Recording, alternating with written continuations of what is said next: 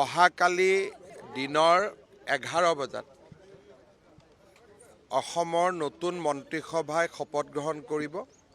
প্ৰধানমন্ত্ৰী ডাঙৰীয়া, প্ৰতিৰক্ষা মন্ত্ৰী ডাঙৰীয়া, গৃহমন্ত্ৰী ডাঙৰীয়া, দেশৰ বিত্তমন্ত্ৰী ডাঙৰীয়ানী আৰু NDA শাসিত ৰাজ্যৰ মুখ্যমন্ত্ৰী, উপমুখ্যমন্ত্ৰী সকলো অহাকালি এই সমাৰোহত যোগদান কৰিব।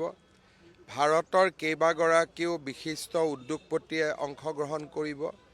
বিদেশী ৰাষ্ট্ৰৰ ৰাষ্ট্ৰদূত কেইবাজনো আহিব আৰু আমাৰ অসমৰ বিভিন্ন জিলাৰ পৰা সত্ৰাধিকাৰ প্ৰভু ঈশ্বৰসকল আহিব। আমাৰ দলৰ কাৰ্যকৰ্তাসকল আহিব। আমাৰ সমগ্ৰ অসমতে থকা আমাৰ বুথ সমিতিসমূহৰ সভাপতিসকল আহিব। এটা খুব গাম্ভীৰ্যপূৰ্ণ অনুষ্ঠান অহাকালি অনুষ্ঠিত হ'ব। প্ৰধানমন্ত্ৰী আজি নিশা 10:30 বজাত গুৱাহাটীত আহি উপস্থিত হ'ব। গৃহমন্ত্ৰী ডাঙৰীয়া, ৰাজনাথ সিং ডাঙৰীয়া, নীতিন নবীন ডাঙৰীয়া, নিৰ্মলা সীতাৰমণ ডাঙৰীয়ানী সকলো আজি নিশা আহি উপস্থিত হ'ব। আমাৰ ৰাষ্ট্ৰীয় সভাপতি নীতিন নবীন ডাঙৰীয়া ৰাতি গুৱাহাটীত আহি পাব আৰু নিশা 10 বজাৰ পিছতহে অসম মন্ত্ৰীসভাৰ সম্পৰ্কত মই তেওঁৰ লগত আলোচনা কৰিব পাৰিম, কাৰণ এতিয়া টেলিফোনত মিনিষ্ট্ৰীৰ কথা পাতিব নোৱাৰি। গতিকে যোন মন্ত্ৰী হ'ব অহাকালি ৰাতিপুৱা 7টা বজাতহে তেখেতসকলেও গম পাব, কাৰণ নীতিন নবীন ডাঙৰীয়া ৰাতি 10 বজাত আহি উপস্থিত হ'ব। তাৰ পিছতহে মই তেওঁৰ লগত আলোচনা কৰিম। 11 বজাত কি আৰু যেতিয়া মই এয়াৰপৰ্টৰ পৰা আহিম, গাড়ীখনৰ লগত বহি দিলে আহি ৰেডিশ্যন পাওঁ মানে আলোচনা হৈ যাব। এইখিনিয়ে সময় লাগিব, কিন্তু মই টেলিফোনত পতা নাই। তেখেতক যিহেতু মই ৰিচিভ কৰিব যামেই, তেওঁৰ গাড়ীখনত বহি দিলে ৰেডিশ্যন পাওঁ মানে আলোচনা হৈয়ে যাব। ইমানটো দীঘলীয়া নহয়, কিন্তু তেখেতৰ অনুমোদন ল'ব লাগিব। মই যিমান দেখিছোঁ 22খন ৰাজ্যৰ মুখ্যমন্ত্ৰী, উপমুখ্যমন্ত্ৰী আহিব আৰু NDAৰ বাহিৰতো মিজোৰামৰ মুখ্যমন্ত্ৰী ডাঙৰী আহিব। পুৱাৰ ভাগত মই ৰাতিপুৱা প্ৰধানমন্ত্ৰী থাকিব, একো কাৰ্যসূচী লোৱা নাই। বাকী মোৰ নিয়মিত কাৰ্যসূচী 13 তাৰিখৰ পৰা। কাল 11 बजे हमारे नया जो मिनिस्ट्री है शपथ लेने जा रहा है और ये समारोह में भारत की सम्मानीय प्रधानमंत्री नरेंद्र मोदी जी भी भाग लेगा।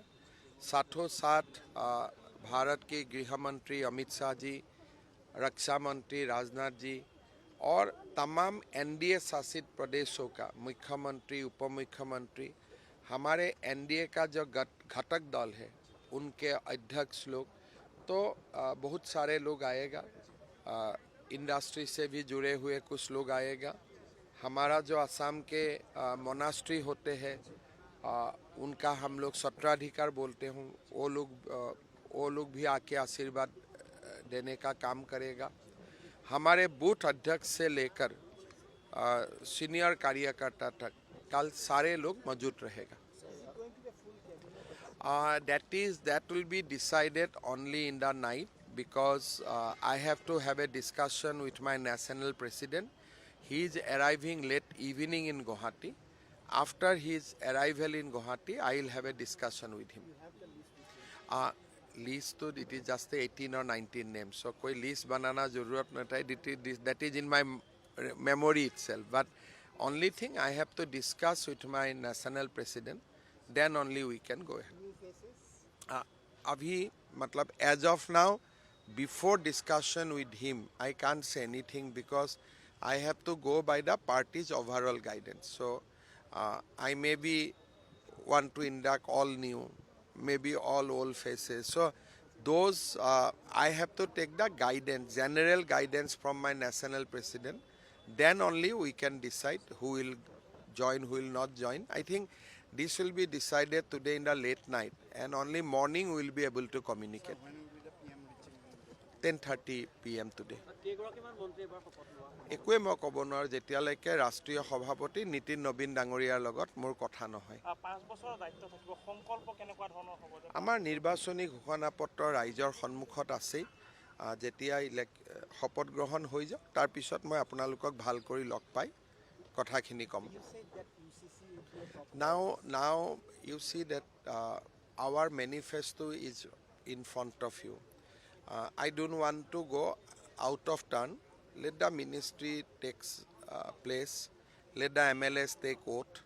Then we have 5 years of time. We will go आराम से हम लोग अपना काम करते रहेगा.